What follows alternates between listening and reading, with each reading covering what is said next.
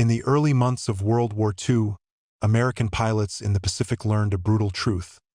They were flying aircraft that were simply not built for the kind of enemy they faced. The Japanese A6M-0 dominated the sky with its unmatched agility, long range, and deadly turn rate. For many U.S. aviators, especially those flying the outdated F4F Wildcat, every mission felt like entering a fight already lost. Reports from the front came back with the same message: "We need something better, fast." Pilots described how the Zero could climb harder, turn tighter, and outrun almost anything the U.S. Navy had in service. Too many never returned to finish their sentences. The Battle of Coral Sea and the early phases of Guadalcanal exposed a frightening gap, not in the skill of American pilots, but in their machines. At the Grumman Aircraft Factory in New York, engineers saw the writing on the wall. Even before Pearl Harbor, they had begun quietly sketching a successor to the Wildcat, something bigger, stronger, and far more capable. After the first real encounters with the Zero, the Navy didn't just approve the project. They demanded it be accelerated at any cost. Grumman's designers worked like men possessed. Their goal wasn't to match the Zero's agility. That was impossible without sacrificing protection. Instead, they set out to build a fighter that could outclimb, outgun, and outsurvive its enemy. The airframe grew larger than any previous Navy fighter. Armor plating was added around the cockpit. Self-sealing fuel tanks were installed, something the Zero famously lacked. And then came the engine, the massive Pratt & Whitney R2800 Double Wasp, one of the most powerful engines of the era. Test pilots immediately felt the difference. The prototype Hellcat roared off the runway with a presence the Wildcat never had. It climbed faster, dove harder, and carried 6.50 caliber machine guns, the firepower American pilots needed to go head-to-head with the Zero. For the first time in the war, they had a machine that didn't force them into defensive tactics. They could finally choose how the fight would begin and how it would end. By late 1943, when the Hellcat entered mass service, it wasn't just another fighter. It was the answer to every desperate message sent from the Pacific. It was the result of painful lessons, rushed innovation, and the determination of pilots who refused to be outmatched again. The Hellcat wasn't born from victory. It was born from necessity, from loss, and from the urgent need to turn the tide of war. And soon it would do exactly that. When engineers at Grumman began crafting the F6F Hellcat, they weren't just building another fighter. They were building a weapon specifically designed to destroy the Japanese Zero. Every bolt, every curve, and every decision had one purpose: to give American pilots the edge they desperately needed. The first blueprint started with a single question: what do pilots need to survive a fight with the Zero? Combat reports from the Pacific were clear. The Zero was nimble but fragile. It turned beautifully, but a single burst of heavy gunfire could tear it apart. It had unmatched range, but no armor and no self-sealing fuel tanks. Grumman realized the key wasn't copying the Zero. It was building something that punished its weaknesses.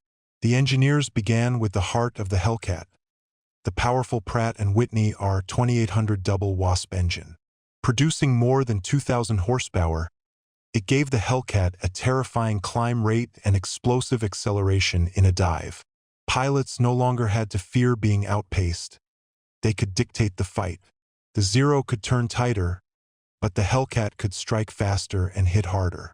Then came the airframe, big, rugged, and unmistakably Grumman. Nicknamed Grumman Iron Works for their tough designs, the company constructed the Hellcat to absorb punishment. The cockpit was heavily armored. The windshield was bullet-resistant glass. The wings held 6.50 caliber Browning machine guns, capable of shredding enemy planes in seconds. Even the landing gear was strengthened so the fighter could slam onto carrier decks without breaking, a crucial factor in the brutal, non-stop tempo of Pacific operations. Engineers also corrected the weaknesses pilots hated in earlier fighters. The visibility from the cockpit was improved, giving pilots a clear look in all directions. The massive wing area provided exceptional stability, making the Hellcat easier to fly for both rookies and veterans. Maintenance crews loved it too. Panels were placed for quick access, meaning damaged fighters could be repaired and returned to combat in hours instead of days. But perhaps the most impressive aspect of the Hellcat's design was how rapidly it evolved. Test pilots flying early prototypes, men like Butch O'Hare and Bob Hall, gave constant feedback. If something felt sluggish, it was adjusted. If the Zero outperformed a maneuver, the engineers redesigned the feature within weeks. The aircraft wasn't built in a vacuum, it was forged in real combat experience.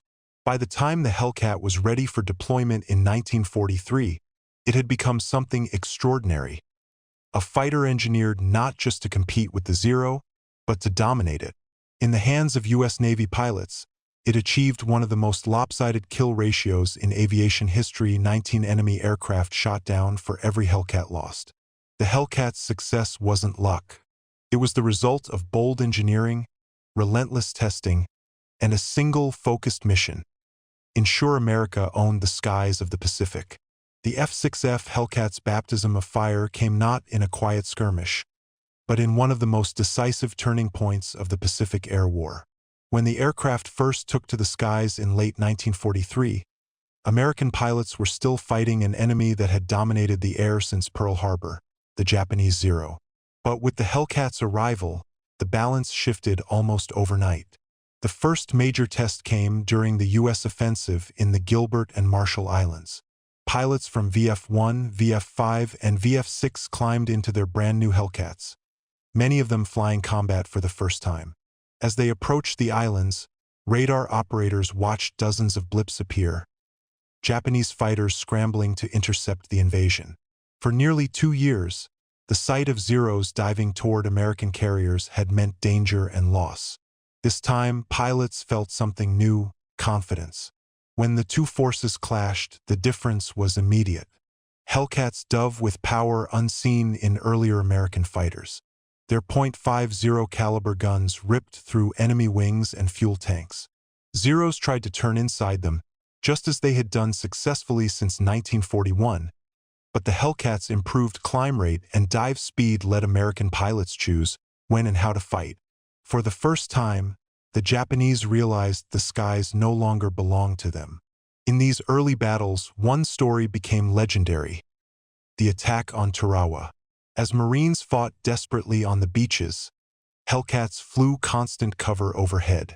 Japanese aircraft attempted to break through to strike the landing forces, but each wave was met by Hellcats diving from altitude, intercepting them long before they could reach the ground troops. Pilots described the feeling as fighting with a hammer instead of a knife.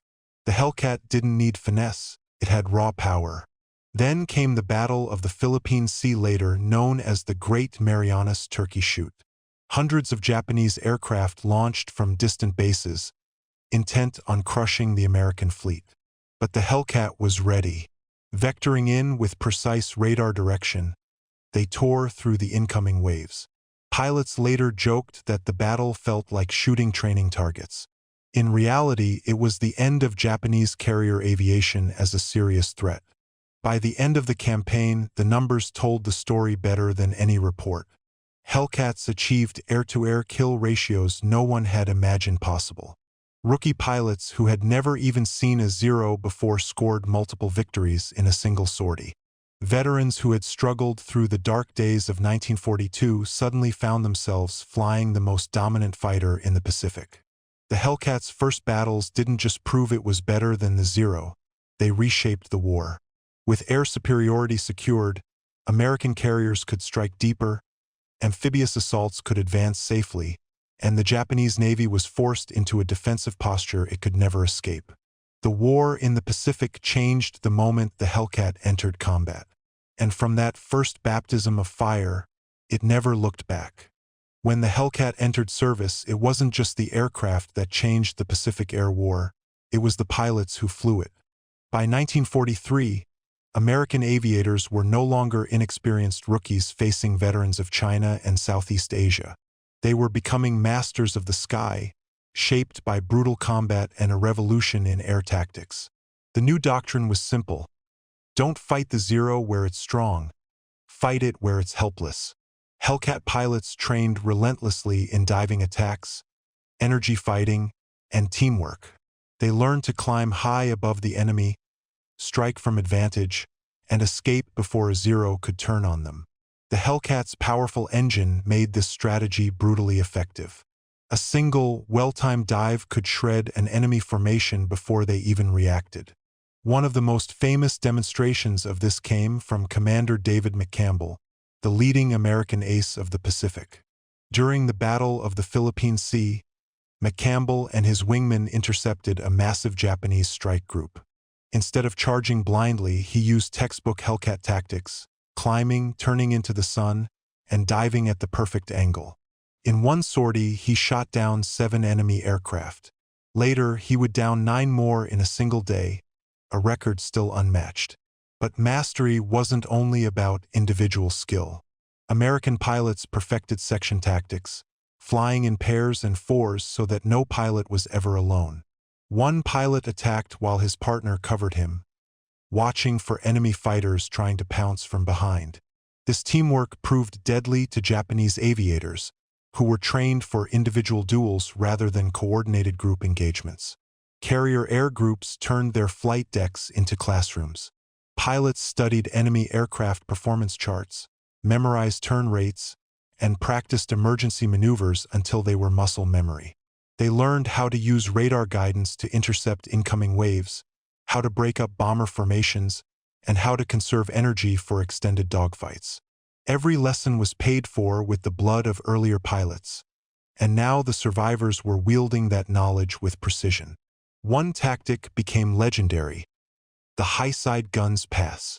Hellcats approached enemy aircraft from above, dove at high speed, fired a short, devastating burst, and climbed away before the enemy could respond. Japanese pilots often never saw the Hellcats attacking them. Those who did see them usually couldn't escape. The Hellcats' firepower was overwhelming. As the Pacific War intensified, the results became undeniable. Hellcat pilots achieved kill ratios that stunned military analysts, over 19-to-1 in some campaigns. Entire Japanese squadrons were wiped out in minutes. Veteran pilots who once felt outmatched now felt in control, even against experienced enemy aces. By late 1944, American aviators weren't just flying a superior aircraft, they were wielding superior tactics, communication, and discipline. The skies over the Pacific belonged to them, and every Japanese pilot who took off knew the chances of returning were shrinking with each passing month. In the end, the Hellcat wasn't just a machine of war. It was a weapon in the hands of pilots who had become true masters of the sky, professionals whose deadly tactics reshaped aerial combat and helped seal victory in the Pacific. When the Grumman F6F Hellcat entered the Pacific War, nobody expected it to become a flying legend with a kill ratio so absurd that even today it sounds like a typo. 19 enemy aircraft down for every 1 Hellcat lost in air-to-air combat. 19-to-1. Not even Hollywood would dare script something that lopsided. But the numbers were real, the battles were real, and the fear it inspired in Japanese pilots was very real.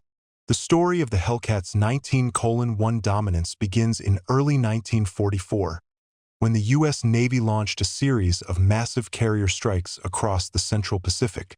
By then, many of Japan's best aviators had been lost in earlier campaigns, and the once-elite Zero squadrons were filled with half-trained replacements. Meanwhile, American pilots were rotating home after fixed tours, sharing everything they learned. The Japanese pilots were learning too, just in the most unfortunate way possible, by meeting Hellcats in the sky. During the Great Marianas Turkey Shoot in June 1944, the Hellcat earned the numbers that would make historians double-check their calculators. Waves of Japanese aircraft, bomber raids, fighter escorts, everything they could still scrape together, rose toward the American fleet. The Hellcats met them head-on. Radar guided them the whole way, and disciplined formations executed each intercept with ruthless precision. By the end of the first day, Hellcat pilots claimed more than 300 kills. Japanese commanders, realizing what they were facing, reportedly muttered that the Americans now own the sky. understatement of the year. But the Hellcat's kill ratio wasn't just the result of superior aircraft or collapsing Japanese training. It was the combination of everything: technology, tactics, logistics, and the pilots themselves. Unlike Japanese aircraft, the Hellcat was designed to keep its pilot alive. It had armor, self-sealing fuel tanks, and a structure so tough that many pilots joked it could fly home with half the Pacific stuck in its wings. Even when hit, the Hellcat usually limped back to its carrier, leaking fuel and riddled with holes, yet still landing safely on the deck. Then there were the tactics. U.S. pilots trained relentlessly in deflection shooting, team tactics, and energy-based dogfighting, skills many Japanese rookies simply didn't have. The Navy's throttle to the firewall position and dive like your life depends on it approach, known as boom and zoom, played perfectly to the Hellcat's strengths. Pilots like David McCampbell, the Navy's top ace, turned the Hellcat into a precision instrument of aerial destruction. On one unbelievable day, McCampbell shot down 9 enemy aircraft in a single mission. And yes, he did it in a Hellcat. By the time the war ended, Hellcats had flown more than 60% of all U.S. Navy fighter combat in the Pacific and scored more than 5,100 victories. For every Hellcat shot down in air-to-air combat, 19 enemy fighters fell. The math isn't glamorous. It's brutally one-sided. And that is exactly why the Hellcat earned its title as America's ultimate naval fighter of World War II. The legend wasn't built on luck. It was built on engineering that prioritized survival, pilots who trained like their lives depended on it, tactics that outclassed the enemy, and a war in which the U.S. Navy refined air combat to a science. The Hellcat wasn't just a fighter. It was the instrument of air superiority that changed the Pacific War forever.